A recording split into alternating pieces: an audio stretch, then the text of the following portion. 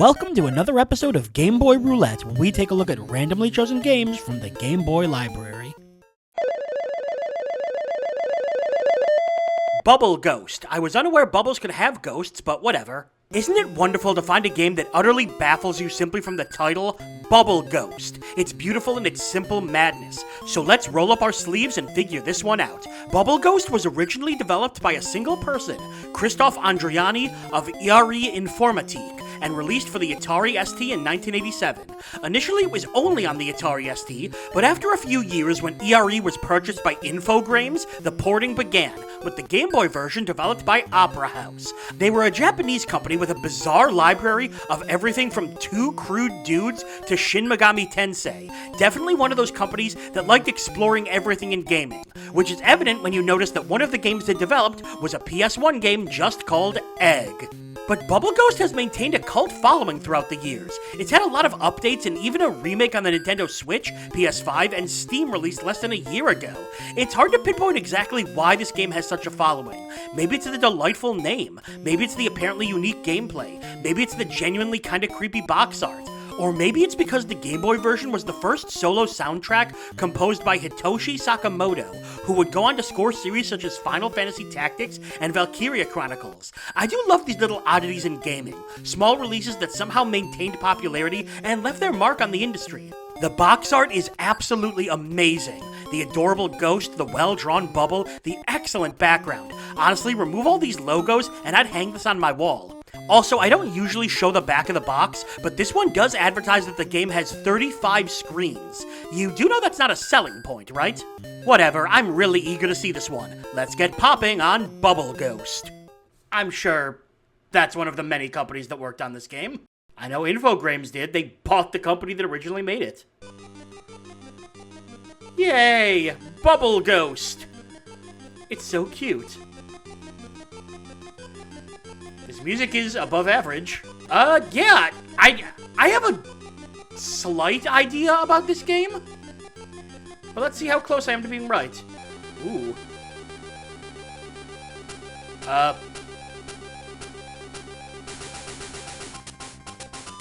Oh. Man, listen to this music. Okay, so it's, you hold A to blow the bubble.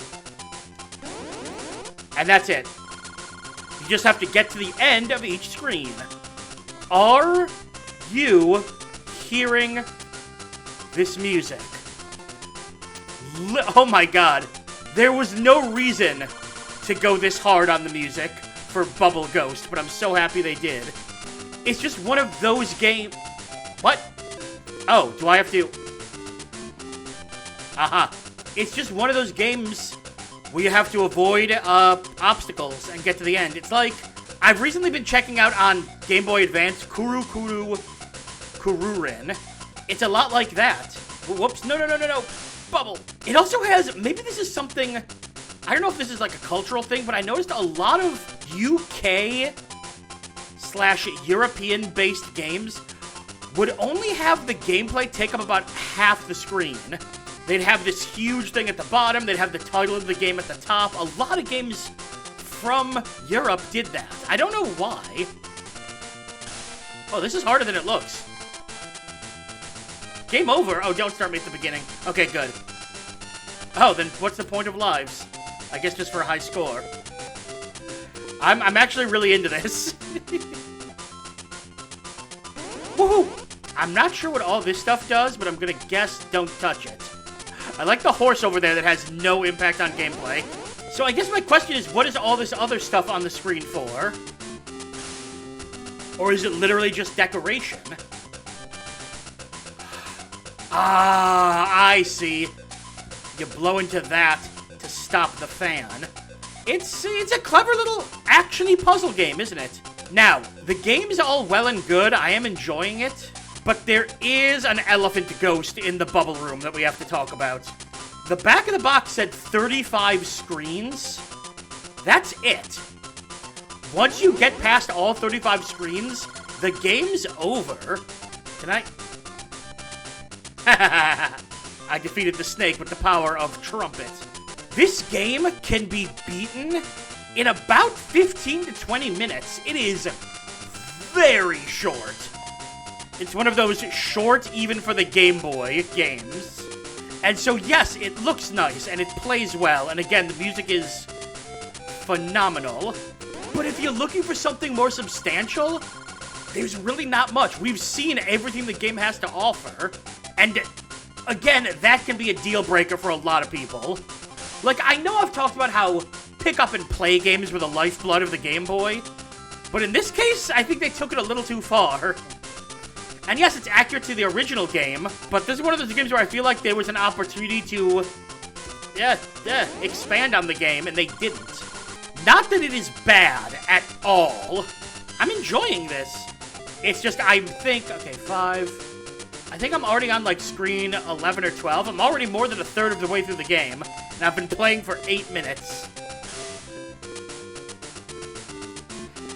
And the other thing is, oh, wait a minute. There are continues, and then you have to start over. Okay, in this case, that does actually help the game a little bit. It makes it a little more challenging. It isn't just, beat your head against each level until you win. Okay, that elevates it a bit. A short game, but difficult, but it has a solid difficulty like that? Yeah. I think that kind of balances out. Of course, the problem does come if you, get good at the game, and then you just race through it each time. But I feel like it would take some time to do that.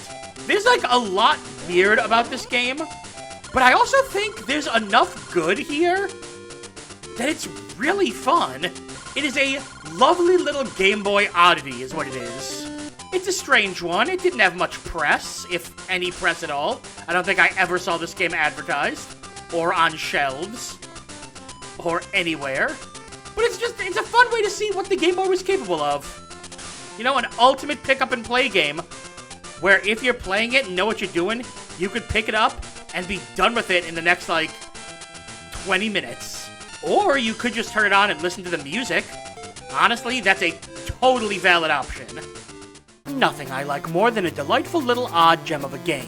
And in this case, odd really does describe it. I can't think of any other games that had this kind of gameplay, and it made for a unique and fun experience, albeit one with a bit of an issue that we'll discuss in a little, and it's exactly what you think it is. But the game itself was really quite fun. It was a very simple concept, just move the bubble to the end of the screen and move forward with the occasional two-step obstacle.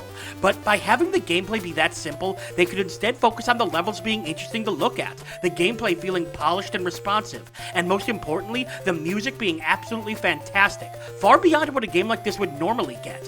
The game had so much going for it that I'm surprised it doesn't have more of a profile. It's a cliche, but it really does feel like this game is an underrated gem. Perhaps the reason so few people remember this game is that they beat it so quickly that it exited their memory within minutes. And now we're getting to the issue. This is one of those Game Boy games, the kind that are really fun, but after about 20 minutes you're done. I do think that having limited continues was a smart move, as it gave the game some extra challenge, but once you know what you're doing, all you can really do is try to beat your high score and speed record. In a lot of games that would be a total deal breaker. But I do think that by putting a lot of work into the style and general gameplay, it overcomes its extremely short runtime. Mostly. I can definitely see people wanting something with more replay value, and let's be honest, more actual gameplay. With all that said, despite its short playtime, I really enjoyed Bubble Ghost. It's always fun to find a little game like this on the Game Boy that I've never heard of. Perhaps there's not much of it, but what there is really, really enjoyable and worth your time. At the very least, add the soundtrack to your playlist. My god, it's Bubble Ghost! Why did Hitoshi go so hard with it? And that's all for another episode of Game Boy Roulette. Make sure to like the video, comment, and subscribe to follow the series as we continue to dig through the Game Boy vault. I'm Brian J, and I'll see you next time.